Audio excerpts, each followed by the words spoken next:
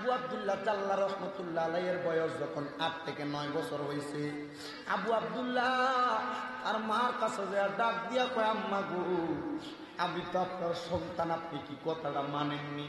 আম্মা কই, ফুত তুই আমার ফুত, আমি কেন মানতাম না? এটা তো অবশ্যই আমি মানি। আব্বারে ডাক দিছে, ও আব্বা আমার লগে আসেন। আব্বাটারে হাতটার ভিতরে দইরা আব্বাটারে আম্মার সামনে নিয়ে বসাইছে। আব্বাও সামনে, আম্মাও সামনে বইসা রইছে। ডাক দিয়া বলে, আব্বা ও আম্মা, আপনি বলেন না আমি কার সন্তান? দুইজন ডাক দিয়া কই, তুমি বাবা আমাদের সন্তান। হযরতে আবু আব্দুল্লাহ জাল্লা রহমতুল্লাহ আলাইহি ডাক দিয়া বলে, আব্বা আপনি যে আমারে আপনার সন্তান বলতেছেন গো, আম্মা আপনি যে আমারে আপনার সন্তান বলতেছেন, আমি জানতে চাই যখন আমারে কবরে শোয়া দিব, আমার কবরে 3টা প্রশ্নের জবাব দিব। মা বাবার চাইতে কেউ আপন না, সন্তানের কাছে মা বাবার চাইতে কেউ আপন না, আবার মা বাবার কাছে সন্তানের চাইতে আর কেউ আপন না। আব্বা ও মা, আপনার কাছে জানতে চাই, বলেন আমার কবরে যে 3টা প্রশ্ন করব, ওই 3টা প্রশ্নের জবাব কি আপনি আব্বা আর আপনি আম্মা আমারে দিবেননি? না না, দিতাম না। ওই কবরের প্রশ্নগুলা সহজটা হইব কেমনে? কয়, আল্লাহ যদি দয়া করি, আল্লাহ যদি তোরে দোয়া না করে, তোর কবরের 3টা প্রশ্নের জবাব সহজ হবে না।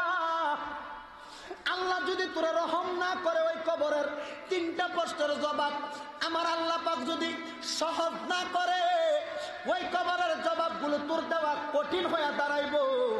আমি জানতে চাই মা, তাইলে কেন আপনারা আমি আবু আব্দুল্লাহরে আপনার কাছে রাইখা দিছেন? মা গো, ও মা, আপনি বলেন না আমি সন্তান আবু আব্দুল্লাহরে আপনি আল্লাহর দরবারে অর্পণ করে দেন। মারহাবা বলেন। মা কই, ফুত আল্লাহর দরবারে তোরে দান করে দেওয়ার জন্য আমার বলতাছস? আব্বা কই, ফুত তোরে ছাড়া আমি থাকতাম পারতাম না। ছেলে ডাক দিয়া কয়, আব্বা আপনি মনে করেন এখান থেকে আমি যাওয়ার পর আপনি ইন্তেকাল করলেন, মইরা গেলেন অন্ধকার কবরে, আমি ফুতরে ছেড়ে থাকবেন কেমনে? আব্বা কয়, আমার এমন একটা ফেসে আমার ফুত ফালাইছে, এটার কোনো জবাব নাই। মারে ডাক দিয়া কয়, মা আপনি আমার সারা থাকতেন পারবেননি? বলে, বাবা আমি তোরে সারা দুনিয়াতে থাকতাম পারতাম না, কিন্তু যদি মহিরা যাই অন্ধকার কবরে যাওয়ার পর আমি তো একা একা করে থাকা লাগবে। আমার আপন বলতে ইমান আর আমল সাদা মার্কিন কাপড় গুলা হবে। এ বাবা কেন আমার কে আটকাইলি? ছেলে কয়, মা কবরে যদি আমার সারা আপনি থাকতেন পারেন, হাসরে যদি আপনি আমার সারা থাকতেন পারেন মা, তাইলে দুনিয়াতে কেন আমার সারা আপনি থাকতে পারবেন না? মা গো মা,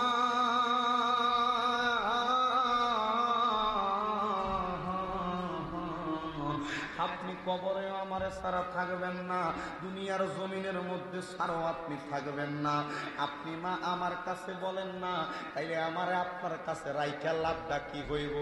এ যুবক রে, দেখছনি ফুটে কয়, মা আমারে কার রাস্তায় দান করেন? আল্লাহর রাস্তায় দান করে দেন।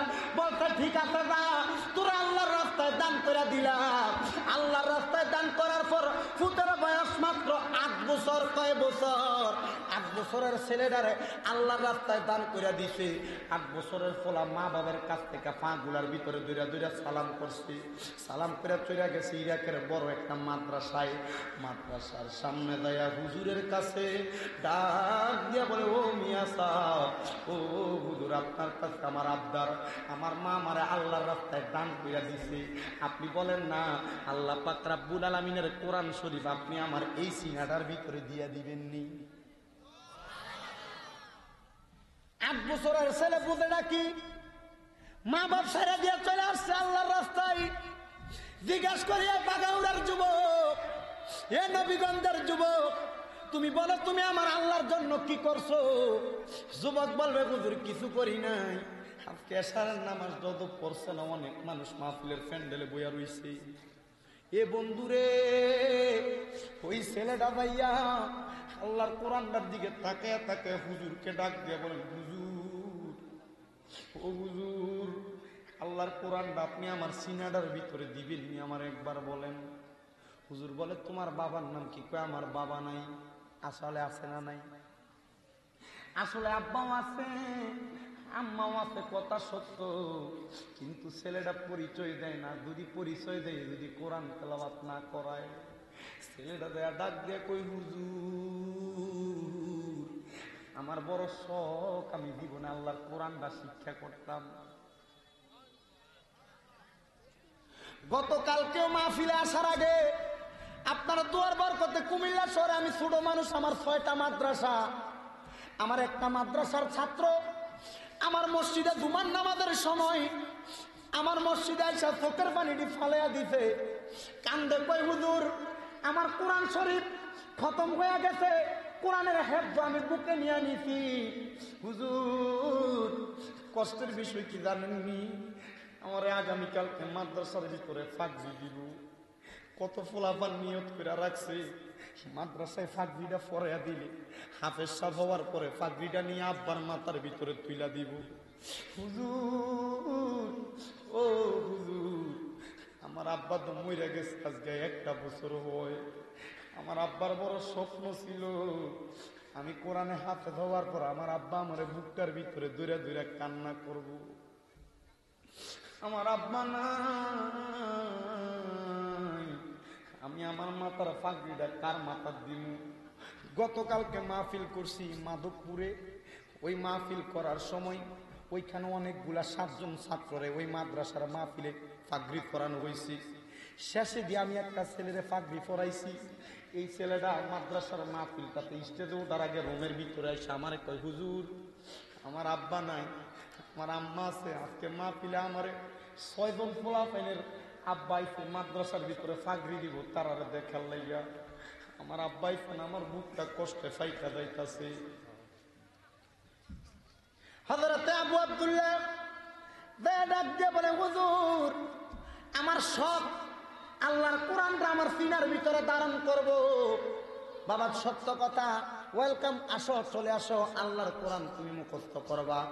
ছেলেটারে টান দিয়ে আনলেন, আল্লাহর কোরআন মুখস্থ করার জন্য ছেলেটারে সবক দেওয়া শুরু করলেন। সর্বপ্রথম থেকে শেষ পর্যন্ত আল্লাহর কোরআন তেলাওয়াত করা শুরু হয়ে গেল।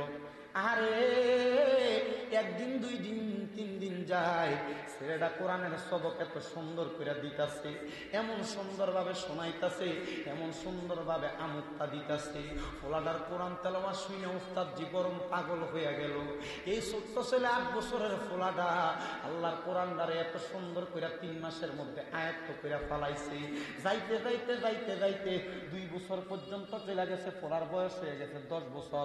আরো 1 বছর ফোলাডা মাদ্রাসার ভিতরে কোরআন তেলাওয়াত কইরা মা বাবার কথা স্মরণ কইরা কইরা আল্লাহর কোরআন যেন বুক থেকে না শুইয়া যায়, উস্তাদের কাছে কোরআন তেলাওয়াতটার সবক দিয়া শোনাইছে। কারণ কোরআন তেলাওয়াতটারে গর্ব কইরা এই বুকের ভিতরে ধারণ করছে। এবার উস্তাদরে ডাক দিয়া কই হুজুর গো, ও হুজুর আপনার কাছে একটা কথা বলতাম চাই।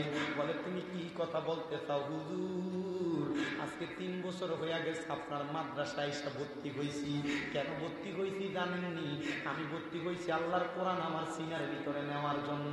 ও হুজুর গো, কিন্তু আপনি কি জানেননি আমার মা বাবা বাড়িতে আছে?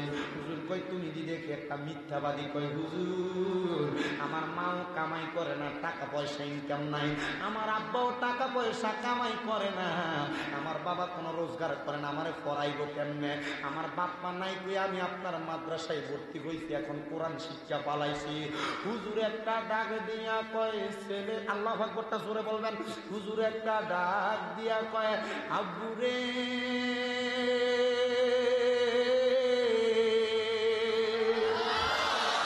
ও আব্বু রে, তোমার আম্মা আব্বা বেঁচে আছে তাইলে তোমার আম্মা আব্বা করে ডাকি। ছেলেটা ডাক দিয়া কয় হুজুর গো, আমার আব্বা 5 ওয়াক্ত নামাজের টাইমে নামাজ পড়ে গো, আর একটা অন্ধকার ঘরে যাইয়া আমার আব্বা দিন রাত 24 ঘন্টা আমার আল্লাহ পাকরে সেজদা দিয়া পইরা থাকে। ওই ছেলেটা ডাক দিয়া কয় হুজুর আমার আব্বা একটা ওয়াক্ত একটা মিনিটও মিস করে না, আমার আব্বা শুধু আমার আল্লাহর সেজদায় যায় বলে সুবহান রাব্বিয়াল আলা, সুবহান রাব্বিয়াল আলা, সুবহান রাব্বিয়াল আলা। এই জন্য আমার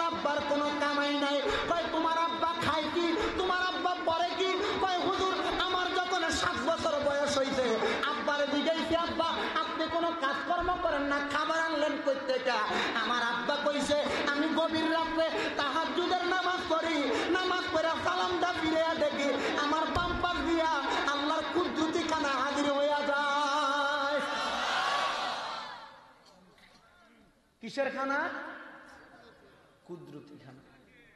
খাইতে চাই আমরা, তাহলে ওয়ামিনাল লাইলি ফাতাহাজ্জাদ বিহি নাফিলাতান লাকা আসা আইয়াবআসাকা রাব্বুকা মাকামাম মাহমুদা।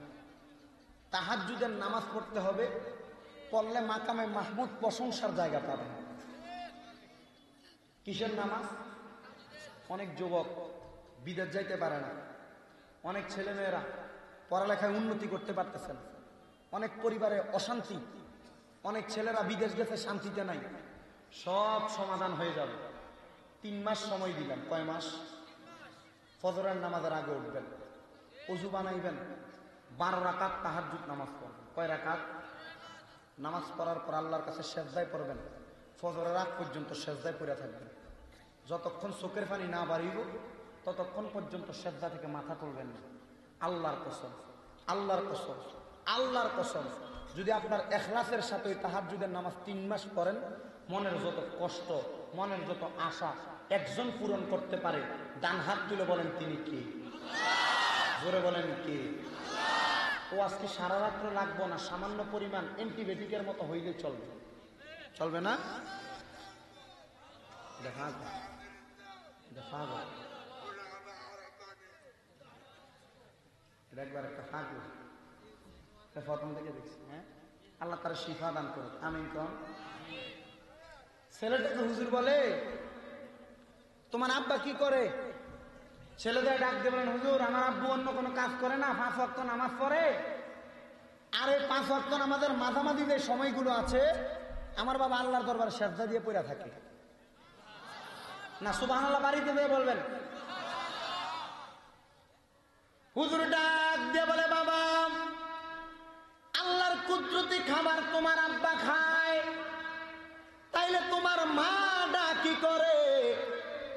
মজার বিষয় হুজুর আমার মাও আব্বা যেই পথের পথিক আমার মাও সেই পথের পথিক, তবে আমার আম্মার দরজাটা একটু উপরের দরজা, আমার আম্মার পজিশনটা একটু ভালো পজিশন। বলে তোমার আম্মার পজিশন কি রে বাবা? বলে আমার আম্মার পজিশনটা কি জানেননি? আমার আম্মার পজিশন হইল তাহাজ্জুদের নামাজের সেজদা দিয়া আল্লাহর কাছে বইরা থাকে, আর সেজদার মধ্যে যাইয়া যখন ইয়া রাসূলুল্লাহ বইলা ডাক দেয় গো আমার নবী আমার আম্মারে দিদার দিয়া দে।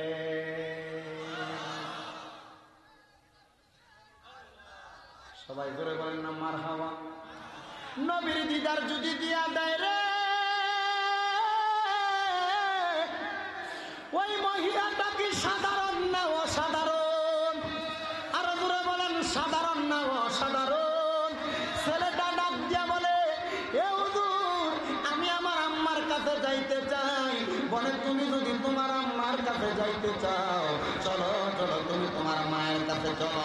ছেলেটা যখন তার মায়ের কাছে, ছেলেটা যখন তার বাবার কাছে যাই গো, আম্মার কাছে যাইলে আর আব্বার কাছে গেলেন, দরজার মধ্যে সালাম দিতে আম্মা ও আমার আম্মা গো আপনারে আমি বলতে চাই আমি আপনার দরজায় আপনারে সালাম দিছি।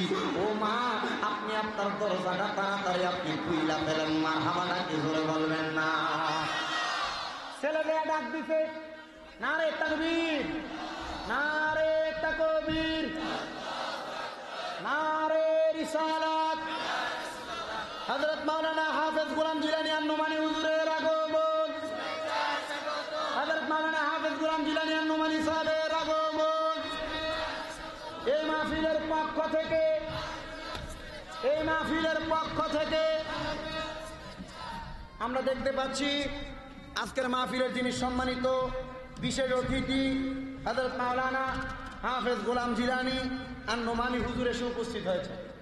হুজুর ওনার মূল্যবান আলোচনাগুলো পেশ করবেন। আপনারা সবাই শুনতে চান তো? ইনশাআল্লাহ আমি ইনশাআল্লাহ আবার আপনাদের এদিকে আসলে আলোচনা শ্রবণ করানোর চেষ্টা করব। তবে আমাকে মাহফিল কমিটির পক্ষ থেকে নিষেধ করা হয়েছে, তবু যে দুইটা প্রশ্ন দিয়েছেন এগুলোর উত্তর আমি দিচ্ছি। একটু দুইটা প্রশ্নের উত্তর আমি দিচ্ছি। একটা হচ্ছে হুজুর সুদখোরকে দিয়ে ইসলামিক প্রতিষ্ঠান চালানো যাবে কিনা।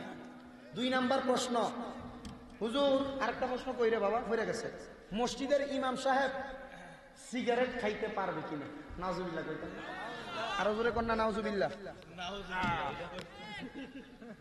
সুন্দর প্রশ্ন, প্রশ্নগুলো এত কঠিন না, খুব সহজ। আল্লাহর হাবিবের একটা হাদিস, তিরমিজি শরীফ, মুসলিম শরীফের 2য় খণ্ডতে হাদিস বর্ণনা। আমার নবীর হাদিস, নবী বলতেছেন, আন আনাস রাদিয়াল্লাহু তাআলা আনহু قال سمعت رسول الله صلى الله عليه وسلم يقول ان من اشرط الساعات ان يرفع العلم ويكثر الجهل ويكثر الزنا ويكثر شرب الخمر ويقل الرجال ويكثر النساء حتى يكون ل50 امراه القيم الواحد। জোরে বলেন মারহাবা। আরেকটা হাদিস, আন আলী বিন রাদিয়াল্লাহু তাআলা আনহু قال قال رسول الله صلى الله عليه وسلم يوشك ان ياتي على الناس زمان لا يبقى من الاسلام الا اسمه ولا يبقى من القران الا رسمه مساجدهم عامره وهو خراب من الهدى علماؤهم شر من تحت ادم السماء من عندهم تخرج الفتنه وفيهم تعود رواه ابن ماجه وقال في حديث الشريف رواه المسلم قال في حديث الشريف رواه البخاري। জোরে বলেন মারহাবা। নবীর হাদিস প্রথম লক্ষ্য করেন, নবী বলেন ইয়াকুলু ইন্না মিন আশরাতিস সাআতি, যখন কিয়ামতের সময় অতি সন্নিকটে চলে আসবে, কিয়ামতের সময় আসলে কি হবে, নবী বলেন আইয়ার ফাআল ইলম, ইলম উঠে যাবে, ওয়ায়াকসুরা জাহালি, সমাজের মধ্যে জাহিলিয়াত মূর্খতা বেড়ে যাবে। বর্তমান সমাজে সেই মূর্খতা আছে না নাই? এটার চাক্ষুষ প্রমাণ হইল মসজিদের কমিটি বানাইতেছে মূর্খ, মসজিদের কমিটি বানাইতেছে এলাকার সুদখোর বড়লোক বেড়াইতে রে। কথা বলেন না কেন? আল্লাহর কসম, কোন মুসলমান যদি জানার সত্ত্বে কোন মসজিদের সভাপতি সেক্রেটারি সুদখোর বানায়, ওই মসজিদে নামাজ পড়লে নামাজ হইতো না। 2 নাম্বার, হুজুর মসজিদের ইমাম সাহেব ধূমপান পান করতে পারবে কিনা, মানে সিগারেট। আমি দেখছি আপনাদের সিলেট অঞ্চল সহ এই অঞ্চলের 60টাতে সিলেট বিভাগে অনেক মসজিদের ইমাম সাহেব সিগারেট খায়, এটা আমি দেখছি। আর এই কথা আমি এক মাহফিলে গোলাপগঞ্জে বলার কারণে এই জায়গার যে এই কথা বইলা শেয়ার পরে আর আমি গোলাপগঞ্জে এখনো 2 বছর মাহফিল করছি না। আমার নবীর হাদিস, হযরত আলী রাদিয়াল্লাহু তাআলা আনহু বলেন, আন আলী রাদিয়াল্লাহু তাআলা আনহু قال قال رسول الله صلى الله عليه وسلم يوشك ان ياتي على الناس زمان لا يبقى من الاسلام الا اسمه ولا يبقى من القران الا رسمه مساجدهم عامره وهو خراب من الهدى। এই যে দেখেন, মাসাজিদুহুম আমিরাতুন ওয়া হুয়া খারাবুম মিনাল হুদা, মসজিদগুলো হবে চাকচিক্যময় সুন্দর, কিন্তু মসজিদগুলো হবে হেদায়েত শূন্য। কি শূন্য? হেদায়েত শূন্য, মানে হেদায়েত প্রাপ্ত মসজিদ থাকবে না। কারণ হেদায়েত প্রাপ্ত হইল কেমন? মসজিদের ইমাম সাহেব সিগারেট খায়। এরপরে দেখেন, আমার নবী বলেন উলামাউহুম তাহতা মিন ইনদিহিম আদামিস সামাই, জমিনের মধ্যে সবচাইতে নিকৃষ্ট হবে আলেমগণ। শুধু তাই নয়, আলেমগণ যখন নিকৃষ্ট হবে, আমার নবী বলেন তাখরুজুল ফিতনাতি, ওই আলেমদের থেকে ফিতনা সৃষ্টি হবে। ওই আলেমদের থেকে ফিতনা যেগুলো সৃষ্টি হচ্ছে, এটাই হলো মসজিদের ইমাম সাহেব মসজিদে বসে সিগারেট খায়, মসজিদের ইমাম সাহেব রাস্তায় হাইটে দোকানে বসে সিগারেট খায়। এখন বলেন, নবী যেটা নিষেধ করেছেন আপনারা কি সেটা মানবেন? কথা বলেন, মানবেন? আল্লাহ পাক আমাদের সবাইকে বোঝার তৌফিক দান করুন। আমি যতটুকু আলোচনা করেছি অতটুকুর মধ্যে আপনারা একটা জিনিস চিন্তা করবেন, ওই মহিলা তার 8 বছরের ছেলেকে কার রাস্তায় দান করেছেন? কার রাস্তায়? আল্লাহর রাস্তায় দান করার কারণে কয় বছরে কোরআনে হাফেজ? 3 বছরে। আম্মা আব্বা দুইজনে নবীর দিদার প্রাপ্ত। আল্লাহ পাক রব্বুল আলামিন আমাদের সবাইকে ওই নবী মুহাম্মদ মুস্তাফা আহমদ মুস্তাফা সাল্লাল্লাহু আলাইহি ওয়াসাল্লাম নবীর দিদার পাওয়ার তৌফিক দান করুন। জোরে পড়েন আমিন।